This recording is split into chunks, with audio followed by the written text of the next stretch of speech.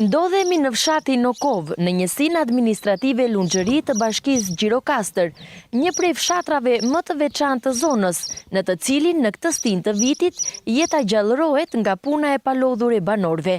Ata vijojnë me përkushtim punët në tokat e tyre, duke kultivuar perime e fruta të freskëta të stinës dhe vazhdojnë edhe të ruajnë traditat e blegtorisë dhe bujqësisë. Tani merrem me punën e pranverores. Jo domate, jo speca patërgjane, jo harje rrushi, jo për të ngulur shkopin të fasuleve, të barbunjeve që qepe lartë. Mëngjezi ka punë shumë në fshat, më e vajzë. Po të im të mbani? Të im të po, unë kam 30 race, ngrijem në orën 5 i mjelë, e qoj qume që në shtëpije, kulloj, pastaj ngrijem, edhe filloj punë, çek, ku më kërkon puna. Të tërë banorë me këto merren tani. Merren me aje. Dhe tani filloi korja e barit dhe jonxhës.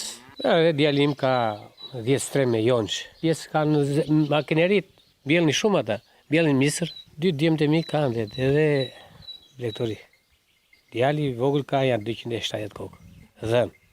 Kurse i madhi ka janë 150 kokë me dhije me dhën bashkë. Nokova po kthehet çdo vit në një destinacion gjithnjë më të preferuar për turistët, fal klimës së pastër, produkteve bio dhe objekteve të kultit që ruajnë historinë e kësaj zone. Dhe padyshim, mikpritja e ngrohtë e banorëve është ajo që i bën vizitorët të rikthehen sërish këtu. Jenë me kuaj, kupton aty edhe vjen lart, vjen te kisha sipër tek ajo kishë e bukur në Shëndëlli që thon Profeti Ilia quhet ajo. Pse e pëlqejnë Nokovën?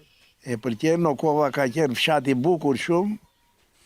Nokova ka qenë nga Lunxhëria, ka qenë Doksati e para, edhe dyta qenë Nokova. Këtu keni 3 kisha apo jo? 3 kishe. Vini vizitojnë turistë? Vinë shumë. Sidomos edhe polakët dinë e shqip bile. Edhe vinë e gjermanë, bile vjen tek ato shtëpitë e reja atje. Janë si ta themun, si pikë turistike ato. Për t'i dhënë jetë, gjallëri dhe zhvillim këtij fshati me histori e tradita, shumë banorë të zonës po i kthejnë shtëpitë e tyre në shërbim të vizitorëve të huaj që zgjedhin ta vizitojnë